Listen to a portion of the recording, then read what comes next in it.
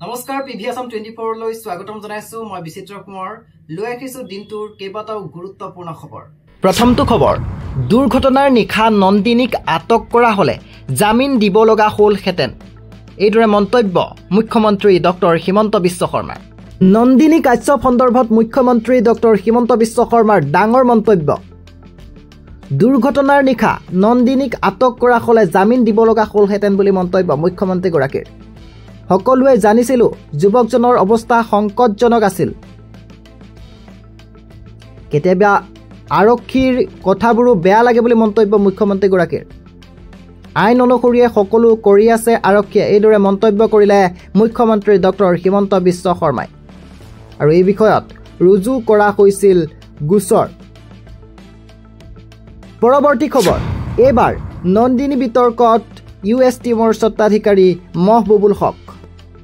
নন্দিনী কাশ্যপক বচাবলৈ ইউএছ টিমৰ মালিক মহবুবুল হকৰ ভয়ংকৰ কাণ্ড।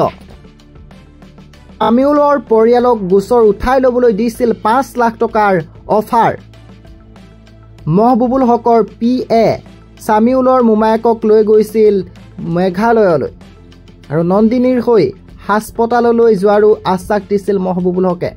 এই অভিযোগ সামিউলৰ মোমায়েকৰ।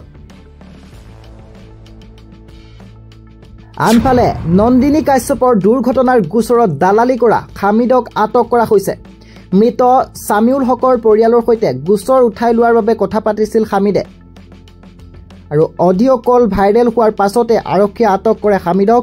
দিছপুৰ থানালৈ মাতি আনি আটক কৰে আৰক্ষীয়ে আৰু প্ৰায় এটা দশক ধৰি দিছপুৰ যান বাহন শাখাত দালালি কৰি ৰাখিছিল খামিদে। পৰৱৰ্তী খবৰ নন্দিনী আউট দেৱাশ্ৰী ইন। ৰাজধানী থিয়েটাৰৰ নতুন অভিনেত্ৰী দেৱাশ্ৰী দাস। নন্দিনী কাশ্যপৰ লগত চুক্তি বাতিলৰ পাছতেই ৰাজধানী থিয়েটাৰৰ বাবে চুক্তিবদ্ধ হ'ল অভিনেত্ৰী দেৱাশ্ৰী দাস। পৰৱৰ্তী খবৰ অভিযন্তা জুচিতাৰ মৃত্যুৰ তদন্তৰ দায়িত্ব CBI কৰ্পণ। 20 দিনৰ ভিতৰত CBI ল'ব তদন্তৰ দায়িত্ব। ঘটনা সন্দৰ্ভত ইতিমধ্যে 3 জনক গ্ৰেপ্তাৰ কৰা হৈছে। বঙাইগাঁৱত সংঘটিত হৈছিল এই ঘটনা। চৰকাৰী বিভাগত কৰ্মৰত আছিল যুৱতীগৰাকী। পৰৱৰ্তী খবৰ শীঘ্ৰেই মহানগৰীত হ'ব উচ্ছেদ। খিলঞ্জীয়া নহয় সন্দেহজনক লোকৰ বিৰুদ্ধে চলিব উচ্ছেদ অভিযান। বিভিন্ন স্থানৰ পৰা অহা মানুহক লৈ কৰা হ'ব জৰীপ আৰু মহানগৰীত এনেকুৱা মানুহ কিমান সোমাইছে তাৰ পৰ্যবেক্ষণ হ'ব। 10 লাখৰ পৰিৱৰ্তে গুৱাহাটীত মানুহ আছে 20 লাখ। গুৱাহাটীয়ে এতিয়া বুজা ল'ব নোৱাৰা হৈছে বুলি মন্তব্য মুখ্যমন্ত্ৰী ডক্টৰ হিমন্ত বিশ্ব শৰ্মাৰ। পৰৱৰ্তী খবৰ একাংশই মিয়ালেণ্ড দাবী কৰাক লৈ মুখ্যমন্ত্ৰীৰ প্ৰতিক্ৰিয়া। মিয়ালেণ্ড হোৱাত আপত্তি নাই। মিয়াই যদি মিয়ালেণ্ড বিচাৰে তেন্তে মিয়ালেণ্ড হ'ব, কিন্তু অসমত নহয় মিয়ালেণ্ড। অসমৰ পৰিৱৰ্তে মিয়ালেণ্ড হ'ব বাংলাদেশত। যদি বাংলাদেশ ভৰি যায় তেন্তে আফগানিস্তানতো কৰা হ'ব মিয়ালেণ্ড।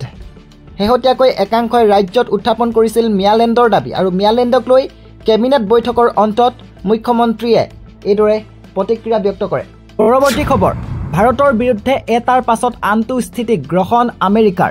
শেহতীয়াকৈ আমেৰিকাই ভাৰতৰ ওপৰত 25% বাণিজ্যিক শুল্ক আৰোপ কৰাৰ বিপৰীতে পাকিস্তানৰ সৈতে বাণিজ্যিক চুক্তি স্বাক্ষৰ কৰিছে। পৰৱৰ্তী খবৰ গৱেষক শিক্ষাৰ্থীলৈ এককালীন সাহায্য প্ৰদানৰ ঘোষণা মুখ্যমন্ত্ৰী ডক্টৰ হিমন্ত বিশ্ব শৰ্মাৰ। 25,000 টকাকৈ প্ৰদান কৰা হ'ব এককালীন সাহায্য। দিব্যাংগসকলে লাভ কৰিব 40,000 টকাৰ এককালীন সাহায্য। মুখ্যমন্ত্ৰী জীৱন অনুপ্ৰেৰণা আঁচনিৰ অধীনত প্ৰদান কৰা হ'ব এই সাহায্য। পৰৱৰ্তী খবৰ লখিমপুৰত চলিব পুনৰ বৃহৎ উচ্ছেদ অভিযান।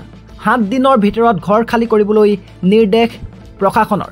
উত্তৰ নাওবৈচা ৰাজচক্ৰৰ অন্তৰ্গত ফুকন দলনি ৰাজহ গাঁৱৰ চৰকাৰী সংৰক্ষিত পথাৰ গোচৰণীয়া পথাৰৰ ভূমিত চলিব উচ্ছেদ। বেদখলকাৰীক 7 দিনৰ সময়সীমা বান্ধি দিছে জিলা প্ৰশাসনে।